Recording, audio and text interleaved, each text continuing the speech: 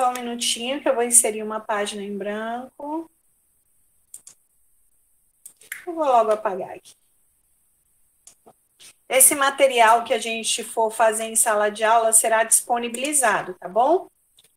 Então vamos lá, pessoal. Boa noite. Meu nome é Fernanda Pérez. Serei sua professora nos itens de direito do seu edital e vamos começar hoje com a análise do regime jurídico único dos servidores públicos do município de Santarém. Quando a gente inicia o estudo do regime jurídico único de determinado tipo de servidor, nós vamos ter que inicialmente pontuar alguns aspectos para que você possa compreender claramente o que dispõe um regime jurídico único. Primeiro, eu tenho que me perguntar, o que é um regime jurídico? Quem são os servidores? O que esse regime jurídico vem trazer? Para que nós possamos entender inicialmente o regime jurídico administrativo dos servidores públicos civis do município de Santarém, nós vamos começar, pessoal, pontuando e conceituando alguns aspectos muito importantes para que você possa compreender toda a sistemática do direito administrativo municipal de Santarém. Você ainda não precisa anotar, eu quero só que você preste bastante atenção para que você possa depois contextualizar onde é que você está inserido dentro do nosso Estado. Quando nós temos o conceito de Estado, a palavra Estado pressupõe uma pessoa jurídica de direito público que é capaz de contrair direitos e obrigações. Prestem bastante atenção que nós vamos dissecar esse conceito inicial. Professora, quem é o Estado? O Estado é uma pessoa jurídica. Por que pessoa jurídica? Porque o Estado ele é capaz de responder pelos seus próprios atos. Ele possui personalidade. A palavra personalidade pressupõe uma aptidão genérica de contrair direitos e obrigações na ordem civil. O Estado é uma personalidade, é uma pessoa jurídica, porque ele responde pelos seus próprios atos. Se, por exemplo, o Estado ele causa lesão a alguém, é o próprio Estado que responde. Fernanda, me dá um exemplo mais claro. Eu, Fernanda, tenho 2 filhos, o Rafael e a Lívia. O Rafael e a Lívia, eles são menores de idade.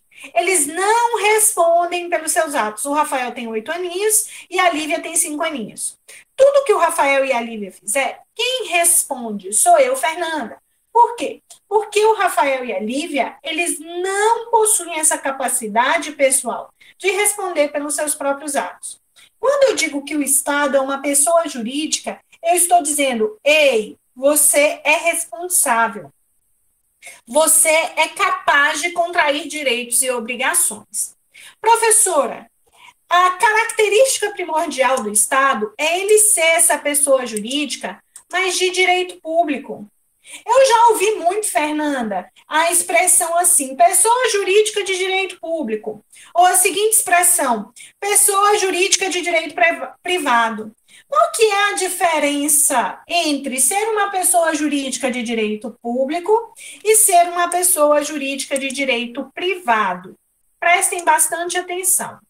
Pessoal, quando eu falo assim, ei, você é uma pessoa jurídica de direito público, eu estou querendo te dizer o seguinte, as regras que irão orientar o desempenho da sua atividade, elas são eminentemente de direito público. Vou repetir. Quando eu digo que eu estou diante de uma pessoa jurídica de direito público, eu estou dizendo que eu estou diante de uma pessoa que responde pelos seus atos, e as regras que irão orientar o desempenho de sua atividade, elas são oriundas do direito público. Fernanda, entendi. E se eu disser, você é uma pessoa jurídica de direito privado, eu estou dizendo você é uma pessoa Ou seja, alguém que tem a aptidão de contrair direitos e obrigações, mas as regras que irão definir o exercício da sua atividade, elas são oriundas do direito privado. Ah, professora, então qual é a diferença básica entre o direito público e o privado? O direito privado, ele vai estar preocupado, pessoal, com o quê? Regras de natureza privada, com interesses privados, enquanto que as regras de direito público, elas são todas orientadas para o desempenho de funções que irão atender o interesse de toda uma coletividade. Ou seja, uma pessoa de direito público, ela vai ser orientada por regras que dirão respeito a aspectos sociais, a aspectos que irão atender a interesses coletivos. Vou te dar um exemplo. Uma empresa privada, no momento que ela vai contratar alguém, ela pode simplesmente chamar as pessoas que ela recrutou. Eu, Fernanda, por exemplo, quando eu vou contratar um professor, eu chamo lá, eu olho o currículo e eu escolho quem eu quiser. Prestem atenção. A Universidade Federal do Oeste do Pará, por mais que o reitor tenha conhecimento que a professora Fernanda, modéstia à parte, é uma das melhores professoras de direito público do Oeste do Pará, ele não poderia me contratar. Mesmo que estivesse diante da universidade um professor habilitado, porém que não tivesse o mesmo domínio de conteúdo que o meu. Por quê, Fernanda? Porque as regras que orientam uma pessoa jurídica de direito público, elas são orientadas com um espectro social e que eu vou ter que obedecer a regras pré-definidas. Quer contratar? Bora fazer concurso público. Quer comprar? Bora fazer licitação. Se eu quiser, Fernanda, quiser comprar 20 computadores, eu não preciso abrir um procedimento administrativo prévio. Agora, se a administração, se uma pessoa jurídica de direito público quiser comprar, as regras que definem o desempenho da função dela, as regras que definem a compra por uma pessoa jurídica de direito público, observa interesses coletivos. E a norma é clara. Quer contratar? Licitação. Qual que é, pessoal, a finalidade primordial da licitação? Atender a interesse público, escolher a proposta mais vantajosa para a administração. Ou seja, pessoal, garantir a impessoalidade de todos aqueles que queiram contratar. Onde é que eu quero chegar? Eu quero chegar que você entenda que uma pessoa de direito público, quando eu falar estou diante de uma pessoa jurídica de direito público, como é um Estado, eu estou diante de uma pessoa que vai ter as regras sobre o seu funcionamento, sobre o seu desempenho, basiladas todas no direito público. E o direito público é claro ao dizer que a finalidade primordial sempre será atender a interesses coletivos. Até aqui, você consegue me compreender? Positivo, professora. Até então, tudo claro. Agora, nós vamos fazer uma analogia entre o Estado e o município. O Estado é uma pessoa jurídica de direito público, ou seja, alguém que vai o quê, pessoal? Ser capaz de contrair direitos e obrigações, e tudo que o Estado fizer vai ter que estar orientado em regras, em normas de direito público, ou seja, em normas que irão ser o quê, pessoal? Basiladas através de interesses coletivos. O Estado só pode fazer aquilo que for de interesse público. Beleza. Agora, o município, ele também é uma pessoa jurídica de direito público, ou seja, um município, como o de Santarém, ele responde pelos próprios atos, e as regras que irão orientar o desempenho da função do município de Santarém são todas basiladas no interesse coletivo.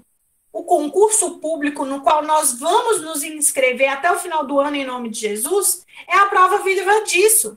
Quer contratar? Ah, você é uma pessoa jurídica de direito público? Eu sou uma pessoa de direito público. Então, se você existe uma regra que garante a impessoalidade, garante a possibilidade de todos aqueles que queiram contratar com a administração, que eles possam, pessoal, eles possam angariar aquele cargo nas mesmas condições que todo mundo. Você consegue me compreender? O Estado, o município, eu digo Estado aqui como união, tá? Os estados, como o Estado do Pará, são pessoas jurídicas de direito público e são capazes de contrair direitos e obrigações. Mas eu ainda não quero adentrar no município. Eu quero que você entenda as regras administrativas, que é justamente as regras que nós vamos estudar no regime jurídico único do município de Santarém. O nosso estado, eu consegui claramente conceituar, ele possui alguns elementos. Elementos do estado. Elementos do estado. Um estado só é realmente estado, por quê? Porque ele possui 3 elementos. O seu povo, o seu território, Governo. perfeito, e o seu governo. O governo soberano. O povo é simples de você entender. Só existe estado porque eu tenho um povo, que somos nós que fazemos parte desse território. Só tem estado porque eu tenho bem delimitado onde esse estado está localizado, né? Você pode verificar, pessoal, que não existe estado sem território. Fernanda, me dá um exemplo de alguém que quer ser estado, mas não tem território. Os palestinos. Os palestinos lutam pelo quê? Pelo reconhecimento da Palestina. E lutam para que aquele espaço territorial seja considerado o quê? Dos palestinos. Não existe Estado sem povo e sem território. E também não existe Estado sem um governo. Prof, o que é o governo? Gente, muitos de vocês aqui, né, a maioria, se não todos, já são o quê? Graduados, pós-graduados, são pessoas que já têm um nível de escolaridade avançada, bem como uma idade, né, pessoal, mais madura, e você pode se perguntar assim, poxa, professora, eu já estudei tanto, sou uma pessoa que já vivi tanto, e se alguém hoje me perguntar, conceitue governo, eu vou ter grandes dificuldades.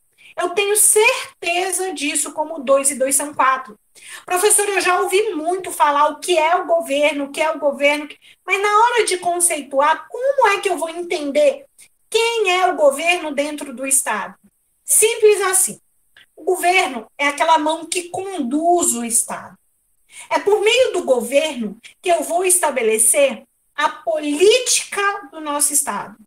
É por meio do governo que eu vou estabelecer as diretrizes, os objetivos, as metas do nosso Estado.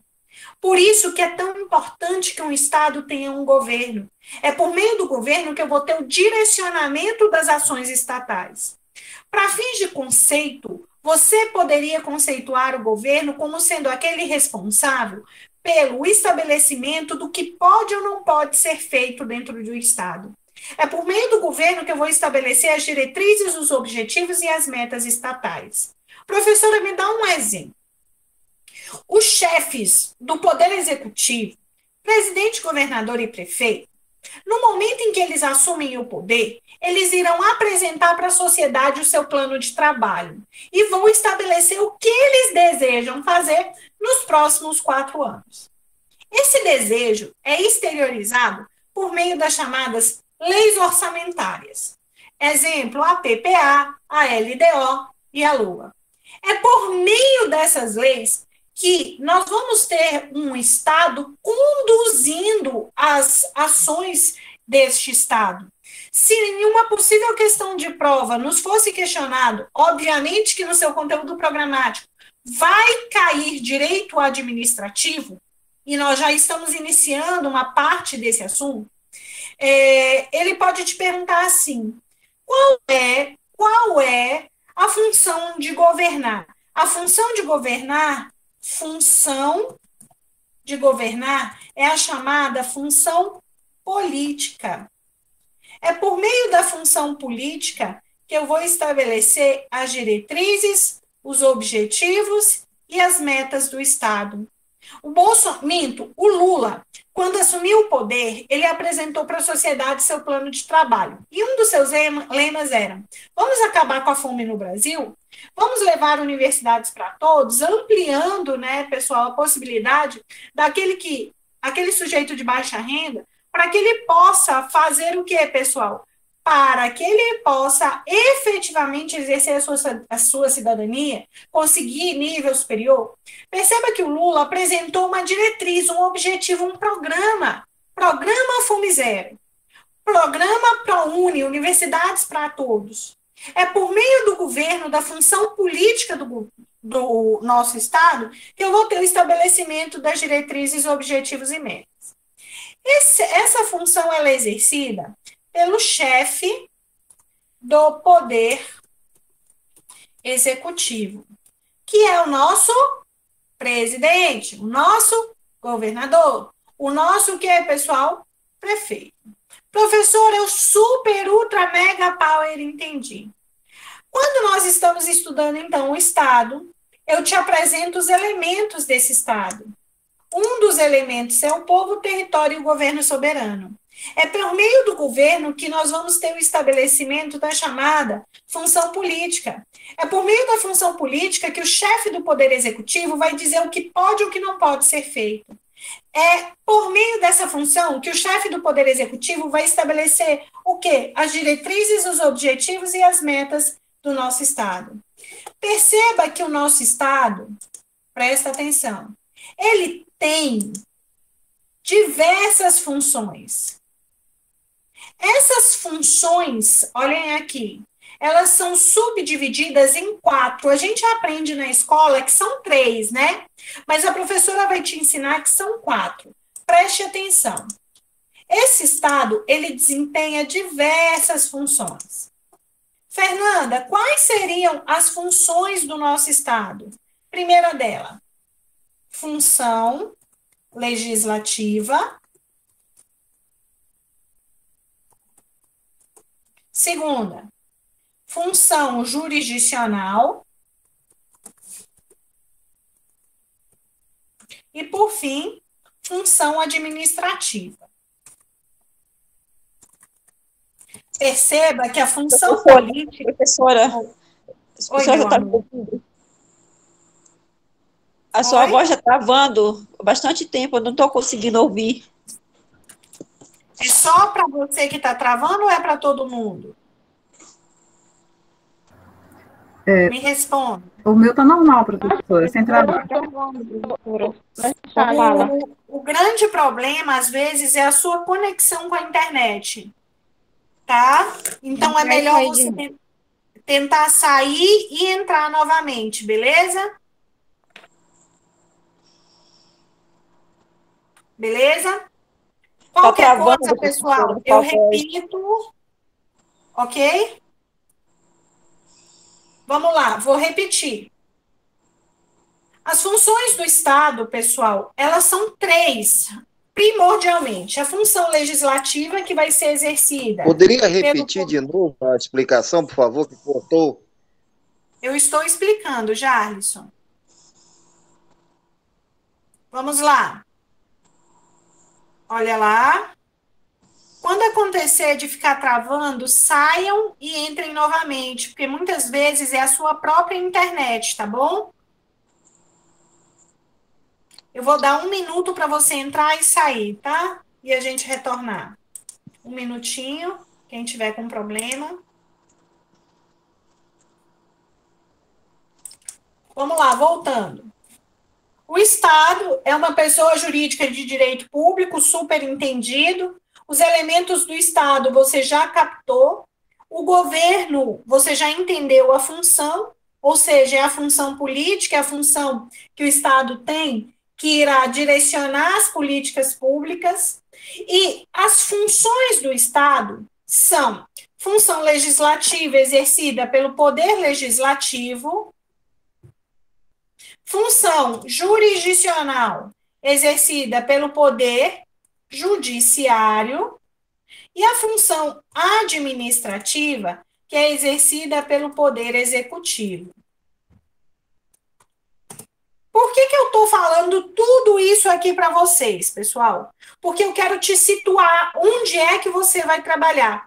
Será que você vai trabalhar para o Poder Legislativo, para o Poder Judiciário, para o Poder Executivo? Eu quero te chamar a atenção para o seguinte: o Poder Legislativo é aquele que edita normas. O Poder Judiciário é aquele que aplica a lei, vai dizer o direito. E o Poder Executivo é aquele que administra. Prestem bastante atenção. É aquele que administra. Professora, eu vou trabalhar para quem? Para esse cara bem aqui, ó. Para o Poder Executivo.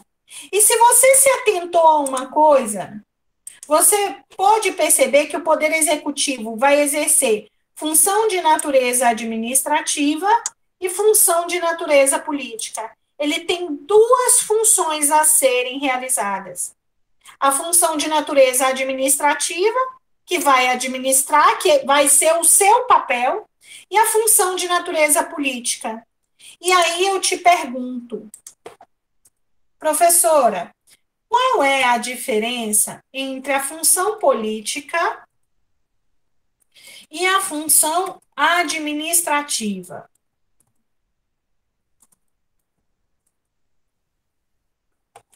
As duas são exercidas pelo Poder Executivo. Prof, eu já entendi o seguinte: a função política é aquela que vai dizer o que pode e o que não pode. O Bolsonaro chega no poder e aí ele vai dizer assim: ei, só pode fazer isso aqui. Os meus projetos são esse aqui.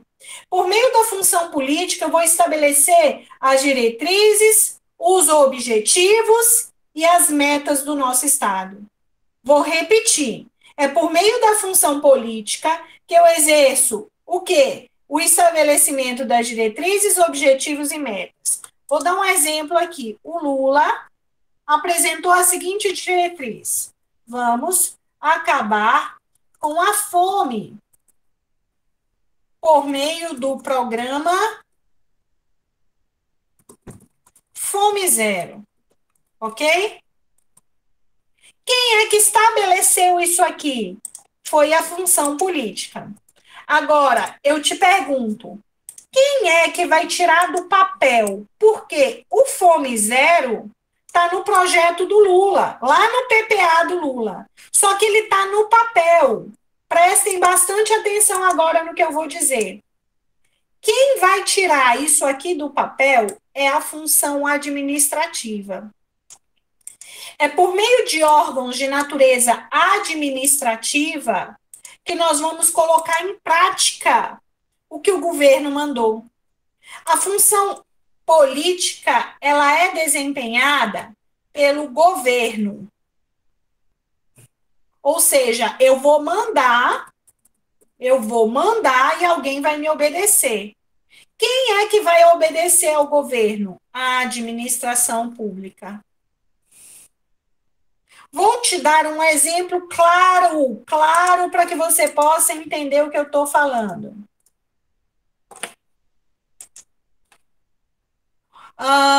O Bolsonaro diz assim: vamos acabar com as mortes no trânsito. E aí ele vai estabelecer um programa sobre isso. Mortes no trânsito, não. O objetivo dele, a diretriz desse programa é acabar com as mortes no trânsito. Quem vai colocar isso em prática? Exemplo, a polícia militar. Exemplo, os guardas de trânsito. Perceba que, por meio da função política, eu disse o que eu quero fazer e estabeleci o programa. Porém, isso não tiraria esse programa do papel. Quem é que vai fazer a função de executar o que o governo mandou? É a administração pública. Professora, qual a diferença entre governo e administração? Muitos de vocês, até assistir a aula de hoje, me perguntariam isso, E poderiam me questionar, não é a mesma coisa, governo e administração? E eu te respondo, não. Governo é o exercício da função política. A administração é o exercício da função administrativa. Por meio da função política, eu vou estabelecer as diretrizes, os objetivos e as metas do Estado. Eu só coloco isso num papel. Quem é que vai executar? É a função administrativa. Essa função bem aqui, ó. Qual é o papel primordial do Poder Executivo? Que é onde você vai trabalhar? É colocar em prática as opções políticas do governo. Gente, Secretaria de Saúde, Secretaria de Educação, ela está executando uma política pública. Executando. A palavra executivo me lembra execução. Execução do quê? De um programa que o governo mandou. Eu te pergunto, até aqui eu me fiz entender, gente? Sim, professor. Fernanda, aonde você quer chegar com tudo isso e qual a relação com o regime jurídico único administrativo? Olha para cá, que coisa simples, gente. Presta atenção. Fernanda, a função administrativa é estudada por qual ramo do direito? Direito administrativo. Não existe concurso público sem esse conteúdo, viu? Vai estar lá no teu edital, direito administrativo. O direito administrativo é o ramo do direito público, ou seja, está preocupado com interesses coletivos, que tem por objeto de estudo a função administrativa. O direito administrativo, ele vai estudar, dentre essas 4 funções do Estado, o Estado tem 4 funções, legislativo, executivo, função administrativa, jurisdicional, legislativa e função política. Dentro dessas funções, o direito administrativo vai estudar uma. Que função é essa? A função de administrar, de colocar em prática, de executar as coisas. Professora, perfeito, super entendi. Para agora administrar, para que eu possa administrar, você vai executar alguma coisa? Vai. Então, você vai atuar na função administrativa. Para que eu possa, Fernanda, atuar na função de administrar, que eu vou trabalhar na executiva, eu vou executar e vou administrar. Para que eu possa fazer isso, eu devo obedecer algumas regras. O direito administrativo, ele vai estudar que regras são essas. Que regras são essas? Que irão orientar o desempenho da função de administrar. O direito administrativo vai estudar as regras que irão orientar o desempenho da função de administrar. Essas regras, elas são chamadas no direito de regime jurídico administrativo. Essas regras aqui, que a gente tem que estudar no direito administrativo, são chamadas de regime jurídico administrativo. E esse regime jurídico, ele tem algumas características. Prestem bastante atenção. Como assim características, professora? Quando o legislador estiver editando uma regra sobre o desempenho da função de administrar, ele tem que observar alguns preceitos. Olha o que a professora está falando, eu vou voltar, olha para cá. Dentre as inúmeras funções que o Estado desempenha, o direito administrativo vai cuidar de uma, que é a função de administrar. E eu já entendi o que significa administrar. Administrar significa executar, colocar em prática uma orientação traçada pela função política, pelo governo. Por meio da função de administrar, eu vou só obedecer. Mas para eu obedecer, eu tenho que seguir determinadas regras. E as regras são impostas pelo legislativo. O legislativo, no momento em que estiver normatizando uma regra administrativa, ele vai ter que levar em consideração que essa regra terá que colocar esse Estado-administração, ou seja, essa administração pública em supremacia em relação ao particular. Fernanda, não entendi. O Poder Legislativo, quando estiver editando uma norma de direito administrativo, ele vai ter que colocar uma pitadinha de poder a esse Estado-administração para que ele se coloque acima do particular. Aí você pode me perguntar assim, professora, mas como assim me colocar acima do particular? A administração, aquele que vai executar as ordens do governo, são mais importantes do que eu, particular? Prestem bastante atenção no que eu vou te dizer. Lembrando que essa aula inicial, pessoal, ela é tão importante que vai orientar toda a normatização, não só do direito administrativo, mas do direito como um todo. Prof, quando o legislador estiver editando essas regras que irão orientar o desempenho da função de administrar, ele tem que colocar a administração em supremacia. Tem. Por quê? Porque a finalidade de todo ato da administração é atender a interesses coletivos. Sem esses poderes, isso não seria possível.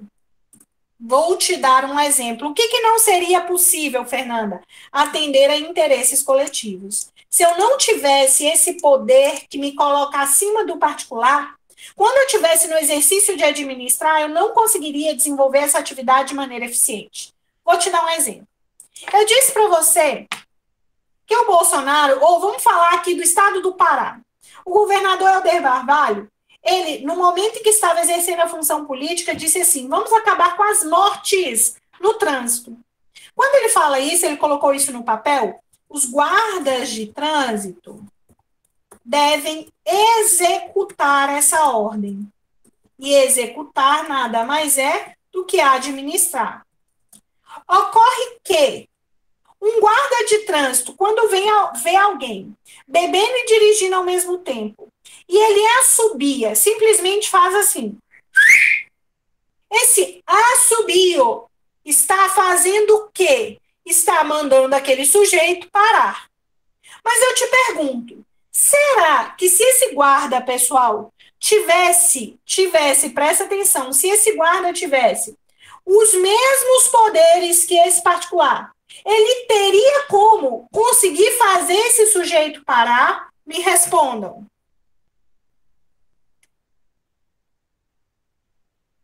Sim ou não? Não. É por isso que no exercício da função de administrar, eu tenho que colocar poderes para esse guarda exercer a função administrativa.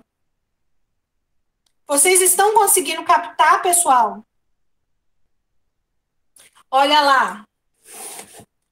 Quando eu falo do regime jurídico administrativo, eu estou falando de regras que irão orientar o desempenho da função de administrar. E eu tenho várias regras. Vou te dar um exemplo de uma regra que orienta a função de administrar. Lei de licitação, lei de improbidade administrativa, lei de atos administrativos. Eu tenho um conjunto, um arcabouço de regras que orientam a função de administrar. E uma dessas regras é, prestem bastante atenção, a Lei 14.899 de 94. Para que eu pudesse iniciar o estudo dessa lei, você teria que compreender tudo que eu acabei de falar. Conseguiram agora captar por que a professora falou tanta coisa antes de iniciar a lei? Alguém quer fazer alguma pergunta, alguma observação?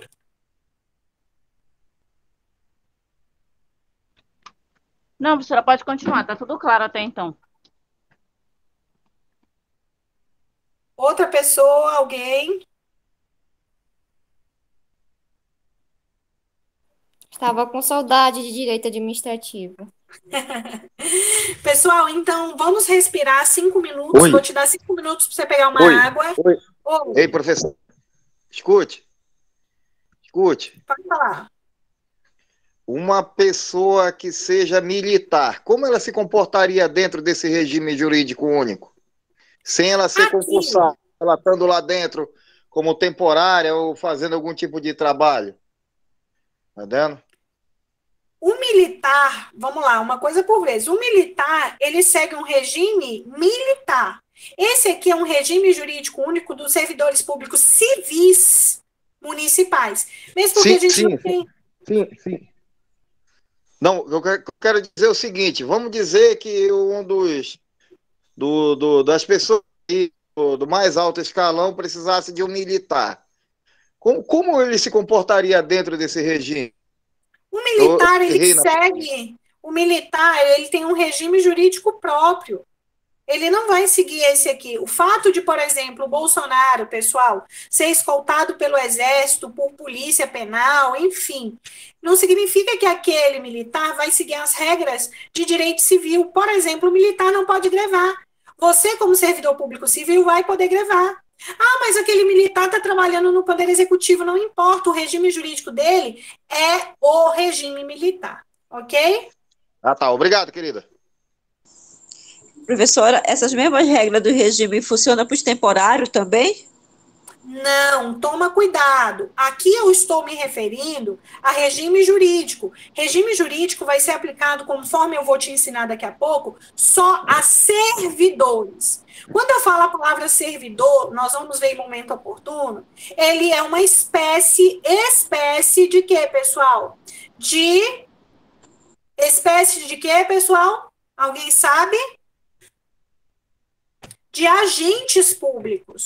Dentro de agentes públicos, eu tenho servidor, eu tenho temporário. Só quem tem um regime jurídico é servidor, e servidor é aquele que faz concurso público.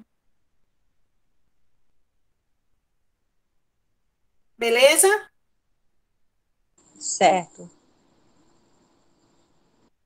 Peço só um minuto.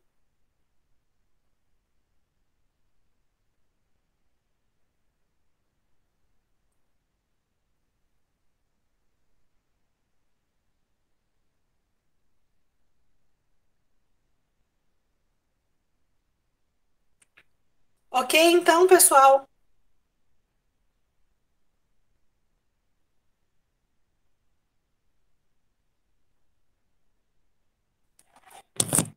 Vamos lá, então, começar. Muita informação, né?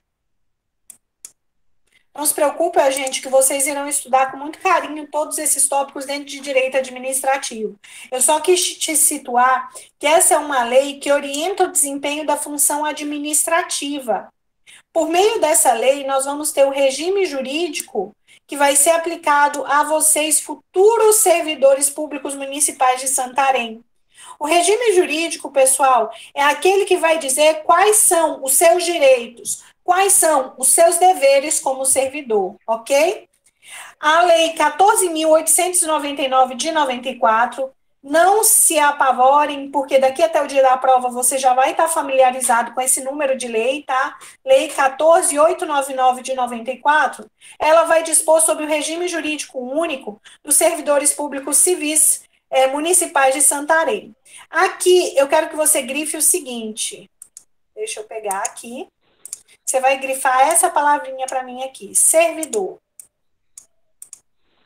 Quem é o servidor? Você vai guardar o seguinte, servidor é aquele que tem cargo. Fernanda, o que é cargo? Só quem tem cargo é servidor. Cargo é um conjunto de atribuições e responsabilidades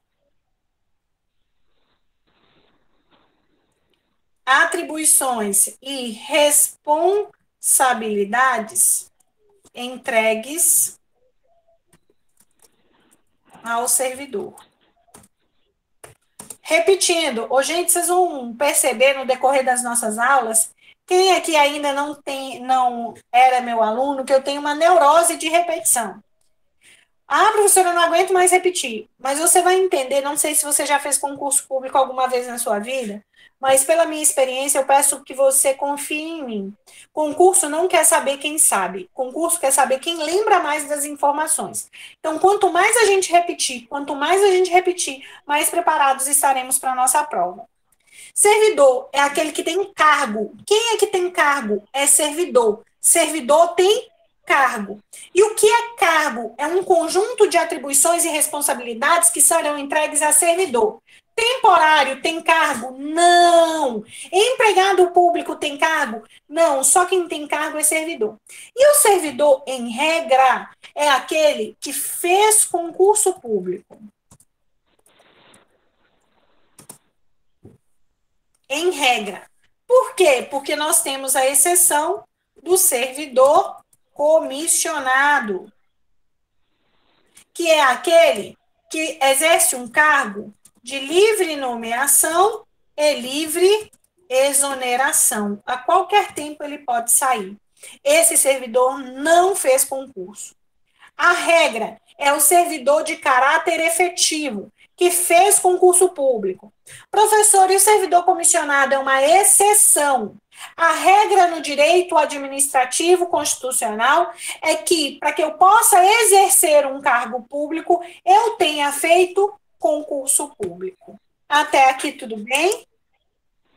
Neste primeiro momento é o que eu quero que você visualize. Olha o que diz o artigo 2º. Para efeito desta lei, quem é servidor?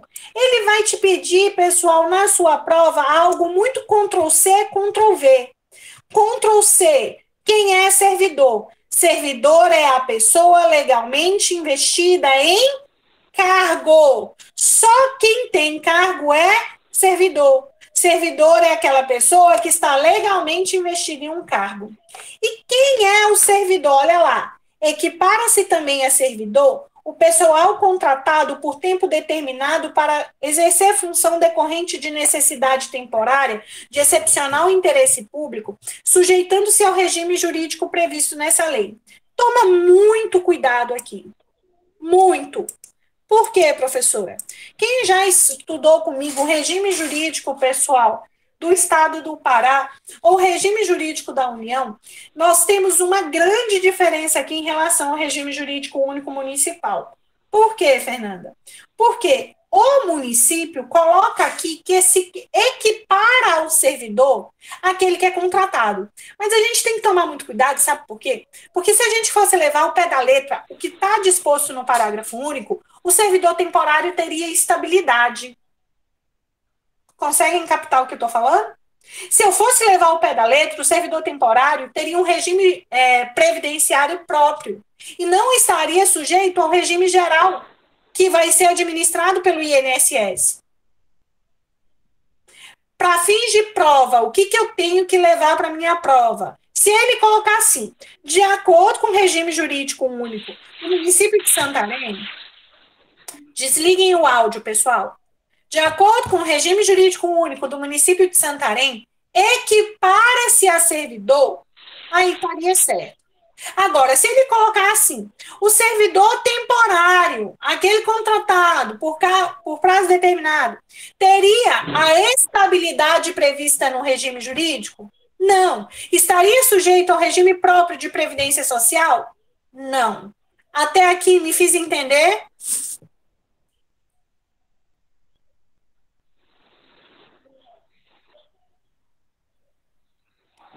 Vocês se comuniquem comigo, tá, galera? Beleza?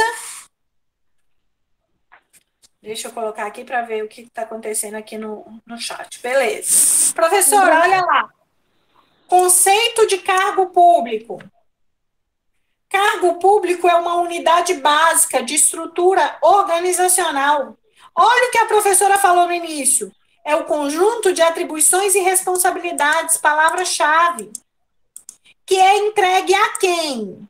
Ao servidor, mediante retribuição padronizada e que ela é paga pelos cofres públicos. Olha lá, um cargo, pessoal, ele tem uma retribuição padronizada, é por lei estabelecido o valor do vencimento. Os cargos públicos são acessíveis, nós vamos estudar depois quais são os requisitos para que você possa exercer um cargo público. Lembrando que eu não tenho pressa nenhuma, eu só quero que você aprenda. Até aqui, pessoal, vocês conseguiram entender? Fernanda, pode falar. Ainda bem que eu estudei um pouco de direito administrativo com a senhora. Entendendo Arrasou. sim, professora. E quem ainda não estudou, vai aprender, tá? Não se preocupem, pessoal, que essa aqui é uma apresentação do tema. No decorrer das nossas aulas, a professora vai sempre estar o quê? Tirando as suas dúvidas e relembrando todo momento o que a gente viu na aula anterior. Eu quero te chamar a atenção rapidamente para o seguinte. Eu falei para você que a gente está estudando essas regras, e uma dessas regras é o quê, Fernanda? É o regime jurídico administrativo. Regime jurídico único da Prefeitura de Santarém. Beleza? Do município, na verdade. Do município de Santarém. Olha. Aqui. Oi. Oi.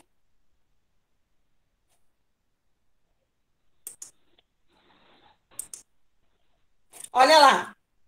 Pessoal, esse RJU, que é o objetivo do nosso primeiro módulo, é estudar quais as regras que orientam o desempenho da função que será exercida pelo servidor municipal, ou seja, você. E nós vamos agora estabelecer postulados básicos, que tanto essa lei como qualquer outra lei de direito administrativo vai ter que prever. A gente está conversando sobre uma regra que vai estabelecer quais são os seus direitos, quais são os seus deveres como servidor público. Aqui também nós vamos estudar, pessoal, sabe o quê? As penalidades, o regime, pessoal, o processo administrativo disciplinar, se você fizer merda, como é que vai ser apurado, tá? E o objetivo da aula 1 é conhecer o quê? As regras básicas que vão direcionar o exercício da sua função.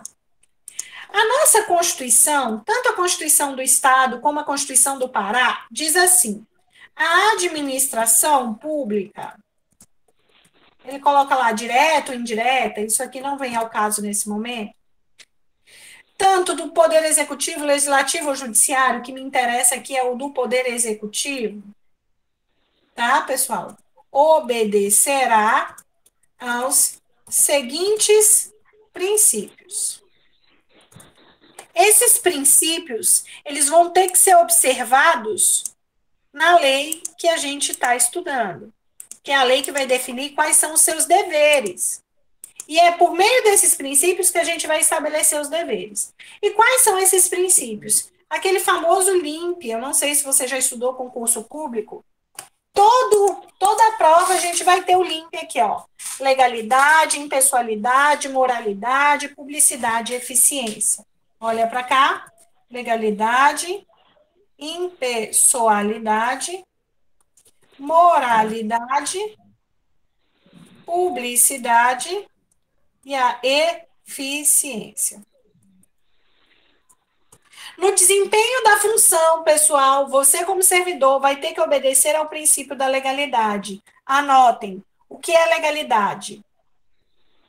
O servidor deverá pautar-se pela obediência a lei. Ou seja, só poderá fazer aquilo que a lei permitir. 1 minuto para você anotar e eu começar a explicação.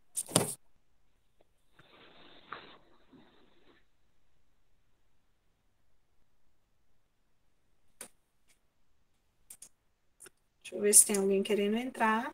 Não.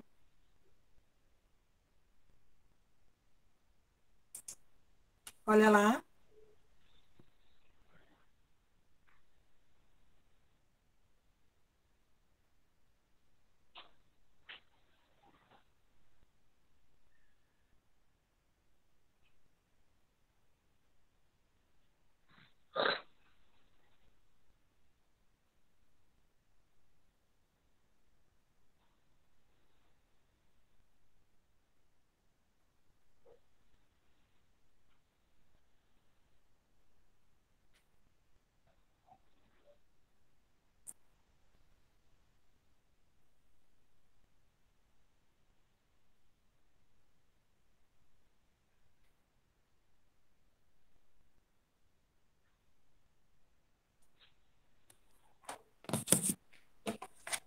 Conseguiram anotar?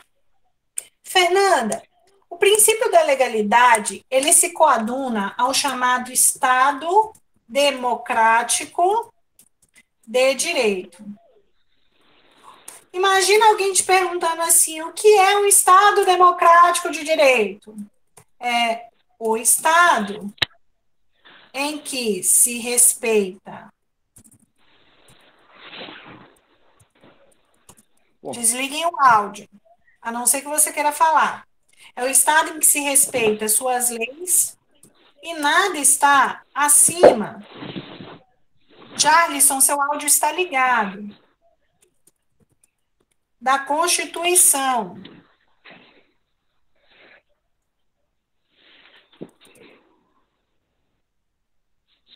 O Estado democrático de direito é aquele Estado que respeita suas leis. Diferentemente daquele Estado absolutista em que o rei é a própria lei. No Estado democrático, nós temos, pessoal, a lei, a Constituição, como limitador do poder. E essa lei, em um Estado democrático, é fruto da vontade popular. O legislativo é a representação da vontade popular. A lei é feita pelo povo. Ou seja, o povo estabelece as regras que serão seguidas em determinada sociedade. Na administração, pessoal, que lida com a coisa pública, ela só pode fazer aquilo que a lei determina. Lei esta fruto da vontade popular. Em um Estado democrático de direito, nada, absolutamente nada, está acima do texto constitucional. E esse Estado, por ser democrático, esta lei, ao ser criada, deverá garantir o quê, Fernanda? O respeito à dignidade da pessoa humana. Toda lei criada no Brasil tem por objetivo, pessoal, a proteção da dignidade das pessoas. E não pode ser criada leis que violem tal dignidade. Aqui, o que eu quero te chamar a atenção, vamos lá, deixa eu desligar aqui o áudio do Jarlison, porque eu acho que ele não está na aula e não está ouvindo. O áudio de vocês, por favor, permaneçam desligados. Beleza, olha lá. Em um Estado democrático de direito, tudo, exatamente tudo, tem que estar em consonância com a lei. Então, você, servidor, você, futuro servidor do município de Santarém, você só pode fazer aquilo que a lei determina. Professora, mas eu posso fazer tudo que a lei não me proíbe. Por exemplo, eu posso pegar meu carro e sair por aí dirigindo. A diferença da legalidade administrativa para a legalidade civil, gente, é que a legalidade civil é faça tudo o que você quiser até que a lei não lhe proíba. Dirija até onde você quiser até que um semáforo não lhe mande parar. Agora, na administração não é bem assim, não é você fazer tudo o que você quiser. Você só pode fazer aquilo que a lei determinar. Só pode fazer aquilo que a lei determina. Conseguem captar a diferença? A legalidade é uma regra, é um preceito que nós, servidores públicos, temos o dever, a obrigação de servir. Só seguir, só faça aquilo que a lei determina. Como servidor, eu devo me atentar ao princípio da impessoalidade. O que é ser impessoal, pessoal? É o quê? Tratar a coisa pública como pública. Ou seja, pessoal, não fazer nenhum tipo de discriminação, tratar todas as pessoas da mesma forma. Lembrem-se, a administração não tem amigos. Imagina, pessoal, você trabalhando na prefeitura, um amigo seu chega lá e pede para você passar o processo dele na frente.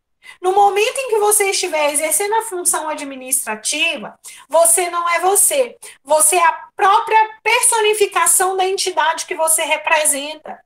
Você é a própria entidade, você é o próprio município. E o município não tem amigos. Ou seja, o princípio da impessoalidade, pessoal, assegura a impessoalidade dos atos da administração, confiando, né, aquela ideia de que a administração vai tratar todos da mesma forma. Tratamento igualitário. A administração pública não tem amigos.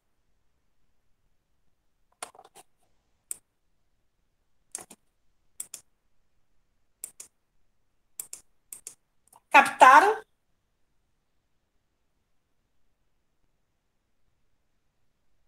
Até aqui, alguma pergunta?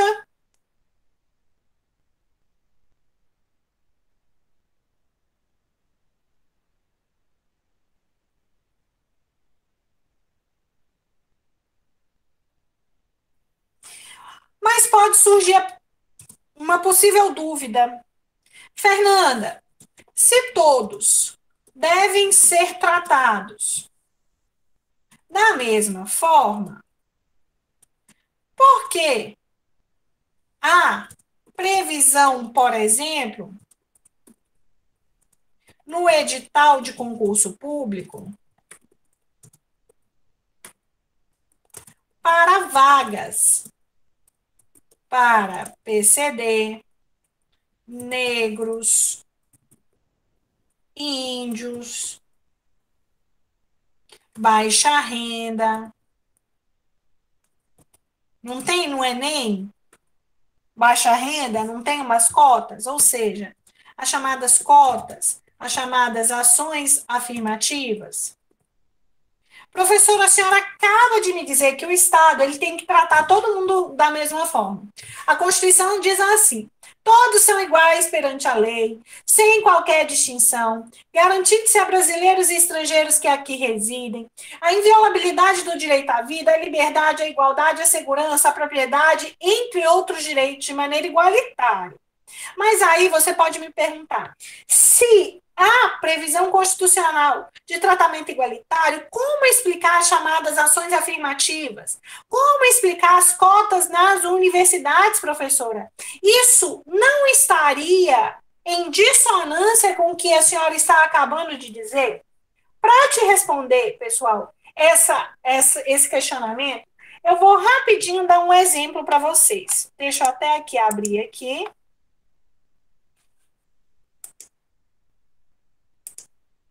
Vou responder rapidinho para que vocês possam entender o que a professora está falando. Eu não sei se vocês me conhecem bem, ou só já ouviram falar, ou são meus amigos, aqui eu não estou vendo direito. Quem aqui já me conhece? Ó, Natália, Sávio, eu conheço, eu acho que poucos aqui, né? A Gabi eu conheço, né, Gabi? Quem mais? A Ingrid. Mas deixa eu me apresentar, então, para vocês. Já foi a minha aluna, Ana. Beleza. Mas para quem não me conhece, deixa eu... Primeira vez, né, Brenda? Beleza. Para quem não me conhece, deixa eu me apresentar. Você vai conseguir entender o que a professora está falando em relação ao princípio da igualdade. Ô, Juliana, eu sou de Minas Gerais. A minha mãe, ela é professora de geografia. E o meu pai, ele não tem formação acadêmica. O meu pai é peão de obra. Meu pai, antes de se aposentar, ele trabalhou muitos anos lá em Porto Trombetas, prestando serviço para mineração. Mas uma coisa interessante da minha família é a seguinte: o meu pai, gente, ele não tem nem o ensino médio. Minto, ele tem porque a mamãe fez aquele ensino médio, sabe? Ela mesma fez as provas, enfim. Mas o papai, apesar da aparente ignorância educacional, ele sempre, gente, sempre priorizou nossa educação. Sempre. E por mais que ele não tivesse, né, esse conhecimento todo, ele sempre colocou na nossa cabeça que era por meio da educação que a gente ia mudar a história de vida da nossa família. Que era por meio da educação que a gente ia mudar a nossa vida. E eu cresci em um lar totalmente propício ao desenvolvimento intelectual. Por mais que meus pais não fossem ricos, os meus pais sempre trabalharam para nos dar tudo. Por exemplo, nós morávamos no interior de Minas Gerais, gente, e o primeiro computador da cidade, no início dos anos 90, foram o nosso. Só para vocês terem noção, o primeiro computador da cidade. Nós fizemos aula de informática, aula de inglês. Eu fui campeã paulista de judô. Cheguei, não sei até que faixa na capoeira. Quando eu comecei a estudar efetivamente, nós tivemos a oportunidade de estudar nas melhores escolas, porque minha mãe era professora e, consequentemente, a gente tinha bolsa de estudo. Aí nós viemos para o Pará. Eu lembro que eu vim para o Pará com 15 anos, no primeiro ano do ensino médio. E assim que a gente chegou, a mamãe conseguiu trabalho no Colégio Dom Amando. E nós tivemos acesso ao que tinha de melhor em Santarém, em termos de educação. Chegamos no primeiro e no segundo ano, a mamãe dava aula no SEB, vestibulares, que na época era o que havia de melhor em termos de educação preparatória para pré-vestibular no município de Santarém.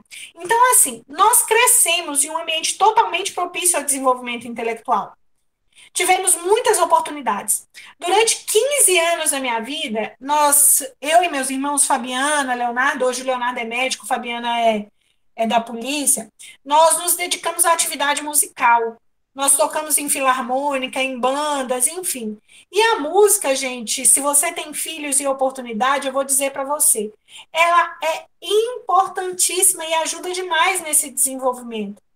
Eu me tornei muito mais concentrada e eu julgo, pessoal, eu ouso dizer, muito mais inteligente pelo fato de ter me dedicado tanto tempo àquela atividade musical. Então, aonde que eu quero chegar para vocês, te contando um pouco da história da minha vida? Eu cresci ouvindo os meus pais dizerem que eu ia dar certo. Eu cresci ouvindo dos meus pais o que eu iria ser. Eu cresci ouvindo da minha família que eu iria passar em uma universidade federal. Que eu seria, como eles dizem, né, uma doutora. Não havia na minha história nenhuma possibilidade para que eu tomasse um caminho diferente. Só para vocês terem noção, eu sou apaixonada por história, apaixonada. E eu queria fazer faculdade de história. Só que meus pais, naquela ignorância, eles impuseram o seguinte: você escolhe ou direito ou medicina. E eu já estava muito puta de estudar, em medicina tinha que estudar mais, eu optei pelo direito. Pessoal, onde é que eu estou querendo chegar? No dia da prova do meu vestibular. O estado do Pará virou para mim e falou assim: ô Fernanda, você veio aqui pleitear uma vaga na Universidade Federal do Oeste do Oeste não, era a Universidade Federal do Pará, ainda nem existia o FOPA. Eu falei, vim. Ele falou, toma aqui tua prova. São 20 vagas, Fernanda, 20. Eu, beleza. Papai e mamãe, durante quase 20 anos, que eu tinha 18 anos na época, disseram para mim que uma vaga é minha. Então, podem brigar pelas 19. Ocorre que no momento que o Estado me entregou essa prova, gente, ele entregou para todas as outras Fernandas que não tiveram as mesmas oportunidades que eu, que cresceram totalmente diferente de mim. O que eu estou querendo te dizer, pessoal, é o seguinte: a minha realidade é uma realidade excepcional. Talvez você não tenha se identificado com a minha história de vida. Talvez a tua história tenha sido outra. Fernanda, eu não cresci assim. Ô, gente, deixa eu te falar. Na vida da gente, tudo não é inteligência, é oportunidade. Como 2 e 2 são 4, a vaga na Universidade Federal foi minha. Fernanda, por que foi sua? Porque eu tive oportunidades. Daí surge a ideia, portanto, pessoal, de começar a tratar os iguais de forma igual e os desiguais de forma desigual na medida da sua desigualdade. As Fernandas que tiveram oportunidades vão pleitear 10 vagas das 20. E as que não tiveram, e tiveram uma realidade muito parecida, escola pública, enfim, vai pleitear as outras 10 vagas. Daí nasce o entendimento do que nós conhecemos hoje no ordenamento jurídico brasileiro por igualdade de natureza material. Eu devo tratar os iguais de forma igual. O princípio da impessoalidade é tratamento igualitário, mas que igualdade é essa estabelecida lá no princípio da impessoalidade? Quando a gente olha por essa ótica, é a igualdade material. Eu devo tratar os iguais de forma igual, beleza, e os desiguais de forma desigual, na medida dessa desigualdade. Eu não estou perguntando para você se você é contra ou a favor. Eu estou afirmando, no momento que o Estado me entrega uma prova, e para todo mundo a mesma prova, para disputar aquelas vagas, nós não estamos respeitando a igualdade. Por quê? Porque aquelas outras pessoas não tiveram oportunidades. Conseguem agora entender claramente o sentido da igualdade no nosso Estado? Alguém quer pontuar alguma coisa? Quer fazer alguma observação?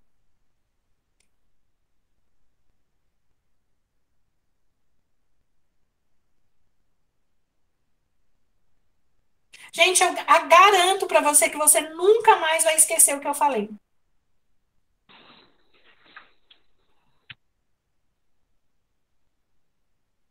Ok? Fernanda, eu super entendi. Então, vamos passar para o próximo princípio. Só que quando a gente analisa, pessoal, por exemplo, a impessoalidade, você tem que olhar por qual ótica que a gente está avaliando, né? A ótica da impessoalidade de você que vai ser agente público é uma. A ótica da impessoalidade para a administração é outra. Por quê? Quando a gente fala assim, você é agente público, você não tem amigos, você não é você, você é a própria personificação da entidade que você representa. Ótica do agente público. Ótica da administração. Trate todo mundo de maneira igual, considerando que você deve tratar os iguais de maneira igual e os desiguais de maneira desigual. Então, toma muito cuidado no momento da abordagem de uma possível questão sobre essa regra da impessoalidade, que está prevista lá no seu regime jurídico único, pessoal, é que sobre a ótica do servidor, a impessoalidade quer dizer, ei, você não é você. No momento em que você assinar o seu termo de posse, no exercício da função de administrar, você é a própria personificação da entidade que você representa. Beleza? Vamos lá, só estou lhe apresentando o tema, aula 1, a apresentação. Princípio da moralidade. Trate a coisa pública com respeito. Um dos seus deveres é cuidar da coisa pública, agir de maneira proba, leal, não deteriore a coisa pública, não cometa nenhum crime contra a administração, como, por exemplo, um peculato. A moralidade administrativa é a base de um Estado que se quer justo e igualitário. Moralidade, tratar a coisa pública com respeito. Ok? Publicidade. Em um Estado democrático de direito, pessoal, os atos de um administrador, eles devem ser transparentes. Quando alguém que está lá no exercício da função, exercendo uma função que ela tem por base atender a interesses coletivos, tem que ser transparentes. Ou seja, pessoal, eu tenho que dar publicidade. Ah, vai fazer concurso público? Todo mundo tem que saber. Não é só os amigos do chefe. Tem que ser publicado no Diário Oficial do município. Tem que ser publicizado por meio de quê? De órgãos institucionais, como, por exemplo, pessoal, o site da Prefeitura de Santarém. E, por fim, não menos importante, você, futuro servidor público, vai ter que obedecer ao princípio da eficiência. Ser eficiente é realizar as atividades com presteza,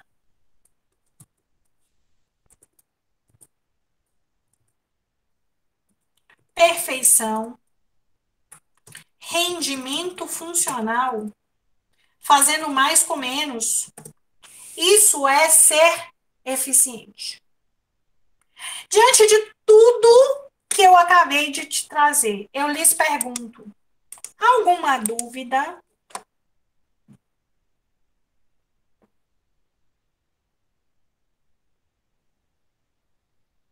Alguém, por favor, se manifeste. Até o momento Tudo não, tranquilo? professora, tá indo muito bem. Tudo tranquilo por aqui? Pessoal, Então, nós tudo vamos... bem também, professora. Para mim está tudo muito claro, já que até então é tudo muito conceito, então repetição faz com que a gente grave mais fácil, né? E também é muito raciocínio. Porque você tem que raciocinar logicamente o direito. Você percebe que o direito ele é Isso, muito realmente, lógico, né? muito lógico mesmo. Pessoal, eu agradeço a confiança de vocês. Nossa primeira aula está encerrada.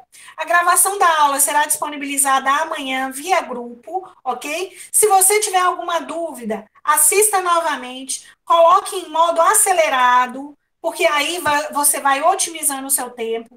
A nossa próxima aula será amanhã, no mesmo horário. Eu te chamo a atenção que nós vamos ter 2 aulas por semana. Nos outros dias, Fernando, o que vai acontecer? Eu sempre vou dando para vocês o que, pessoal? A disponibilização de material. E eu convido a vocês, pessoal, prestem atenção, a assistir a aula online segunda-feira, toda segunda-feira de português. Por que português? Porque é algo que vai ter na tua prova. Então, assim, se você tiver interesse, você pode assistir a aula tanto presencial de português, eu vou estar dando para vocês extras essas aulas de português durante esse primeiro mês, tá bom? Lá no curso, toda segunda-feira, das 19 às 22 horas, ou via Meet, será transmitido, ok? Alguma pergunta? E professora, então quando sair o edital, se Deus quiser, né, do município de Curso Santarém, completo. aí a gente vai estudar as outras disciplinas, né? Sim. A gente vai, na verdade, fechar o módulo. Fechando o módulo 1, a gente já inicia o módulo 2. Tá bom? Acabando o Tá módulo ok, 1, professora. aí a gente já inicia o módulo 2. Gente, eu vou pedir para vocês, por favor, deem o feedback da aula lá no grupo, isso é muito importante, tá bom? Qualquer tipo de observação negativa, claro que de maneira respeitosa, você pode colocar lá no grupo, que a intenção da gente é sempre melhorar, tá bom? Juliana, seja bem-vinda às aulas de português segunda-feira. E eu peço para vocês divulgarem o nosso curso. Quando a gente ajuda o outro a crescer, a gente cresce junto, tá? Vocês vão estar ajudando o outro, né? E também vai estar ajudando a gente a divulgar nosso curso. Até a próxima, pessoal. Eu aguardo o feedback de vocês lá no grupo. Tchau. Tchau, professora. Obrigada. Uma boa noite. Boa noite.